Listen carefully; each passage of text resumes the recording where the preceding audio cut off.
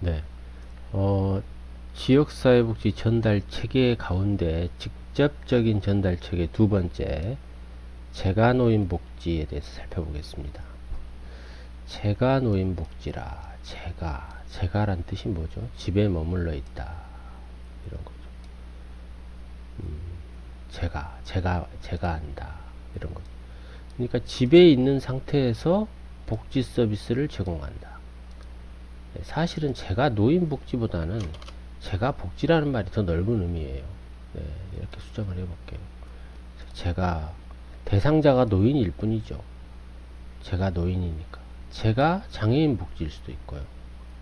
제가 뭐 여러 앞에 제가 아동 복지일 수도 있겠죠. 네. 그러나 노인이 대상자가 가장 많기 때문에 이 시대에 그래서 제가 노인 복지다 이렇게 붙이는 겁니다. 그럼 제가 노인 복지는 어떤 것들을 얘기를 하냐면요.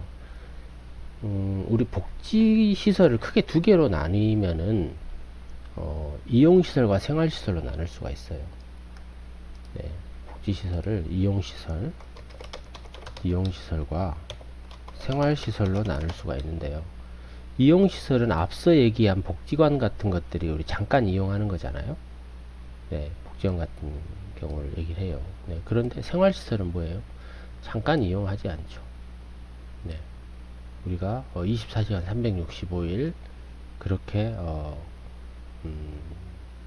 생활하면서 서비스를 받는 곳, 네, 그런 것들이죠. 우리가 복지시설의 종류를 보면 그런 것들이 있을 수가 있어요. 그런데 이 생활시설 중에는 또 뭘로 나뉘냐면요. 생활시설, 이용시설 중에서 뭘로 나뉘냐면요. 여가시설로도 나뉘고 또 하나는 재가시설로도 나뉩니다. 예, 여가는 뭐예요? 아까 복지관을 얘기했잖아요. 복지관, 뭐 경로당, 뭐 문화센터, 뭐 이런 것들이 대표적인 것이죠. 이런 것들이 대표적인 거예요. 그럼 재가시설도 뭐예요? 우리가 집이 있는 상태에서 서비스를 한다. 그래서 여기서 대표적인 것은 우리가 방문 사업이다. 방문 사업을 한다. 그 다음에 주야간 보호다. 그 다음에 단기 보호다. 이렇게 간단하게 정리할 수가 있어요. 그 중에 하나가 우리가 지금 오늘은 여기를 배우는 거죠. 이 재가복지시설. 재가복지시설. 이해가 되셨죠? 네. 그래서 이 부분은 지금 참고 단어니까 이렇게 파란색으로 해 놓을까요? 네. 그래서 오늘은 우리가 여기를 배우는 겁니다. 지금 이 시간에는요. 그럼 재가복지가 뭐예요? 가정에 필요한 서비스를 제공한다. 그러니까 뭐냐면 독립적인 생활을 수행할 수 있도록 가정에서 필요한 서비스를 제공하는 거예요. 그 중에 가장 기본적인 것이 우리가 방문 사업이고 또 하나는 주야간 보호다. 그리고는 단기 보호다. 이렇게 얘기할 수 있어요. 이 세 가지에 대해서는 이제 조금 더 뒤에 설명을 할 거예요. 먼저 설명해 볼게요. 방문 사업에는 어떤 것들이 있죠? 방문 요양. 집에 가가지고요. 사회복지사가 집으로 방문합니다. 그런 다음에 그 집에서 요양할 수 있게 서비스를 제공하는 거예요. 네. 그 방문 요양이 있고요. 그 다음에 방문 목욕이 있어요. 집으로 방문해서 클라이언트를 목욕시켜 주는 거죠. 그 다음에 방문 간호. 집으로 방문해서 클라이언트의 의료적인 간호 업무를 해주는 거죠.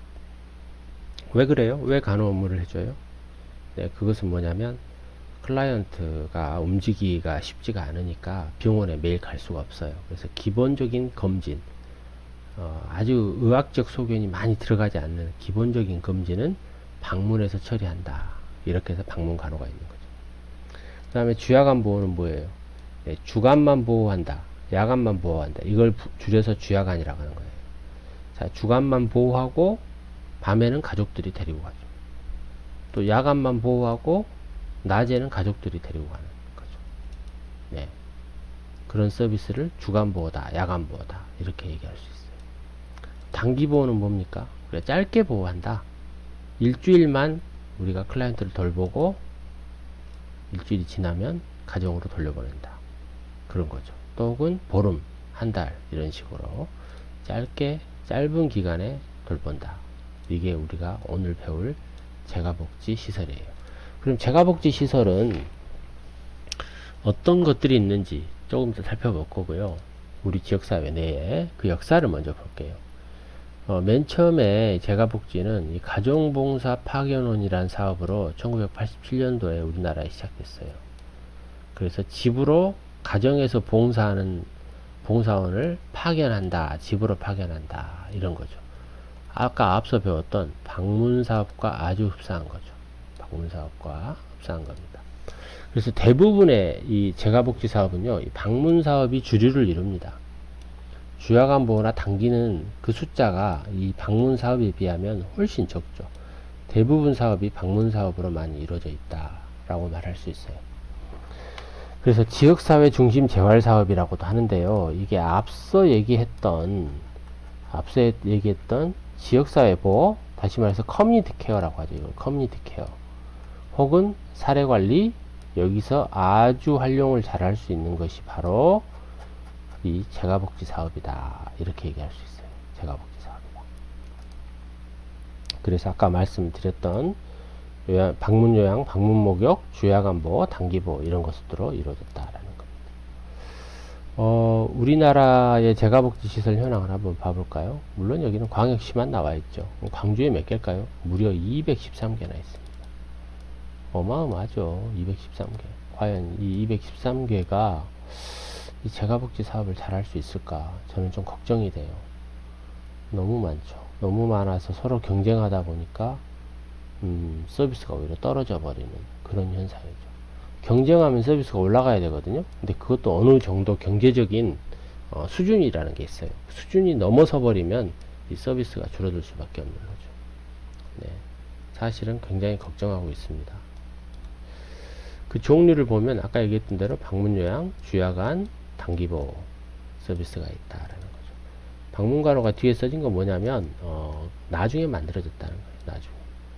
실은 이게 방문이 이리 가야 됩니다. 이쪽으로 가가지고 방문을 하나로 이렇게 묶으면 좋을 것 같아요. 방문요양, 방문목욕, 방문간호 이런 식으로. 네, 이런 식으로 묶으면 아까 제가 설명했던 거와 네, 맞아 떨어지죠. 이런 식으로. 방문사업, 주야간사업, 단기사업. 네, 이렇게. 네, 말씀드렸던 대로 방문요양사업은 집으로 방문합니다. 그래서 일상생활을 도와주는 것이죠. 네. 뭘 도와줄까요? 일상생활이니까 뭐 목욕, 뭐 화장실, 옷 갈아입히기, 머리 감기, 세면하기, 생필품, 청소 이런 것들 다 도와줍니다. 네, 주야간 보호는 아까 얘기했던 대로 주간만 보호하느냐, 야간만 보호하느냐 이 차이가 있는 것이죠. 네. 단기 보호는 짧은 시간에, 짧은 시간, 단기간에 입소시켜서 보호하는 것을 얘기합니다. 네, 방문 목욕, 목욕 차량을 가지고, 목욕 장비라고 하는데요. 이게 차량입니다. 사실은. 이게 차량. 목욕차가 있어요. 이 차량을 갖추지 않으면은요, 방문 목욕을 한다고 인정을 받지 못합니다. 네, 그래서 방문 목욕하고요. 방문 요양 안에서 머리 감기기, 목욕하고는 다릅니다. 이걸 헷갈리면 안 돼요, 여러분. 방문 요양 서비스의 목욕은 뭐예요? 차량이 없죠. 근데 여기 방문 목욕은 뭐가 있어야 돼요? 네, 반드시 차량이 있어야 된다라는 겁니다. 방문간호, 네, 간단한 진료 처리하는 것입니다. 네, 이렇게 재가복지 서비스는 설명할 수가 있습니다.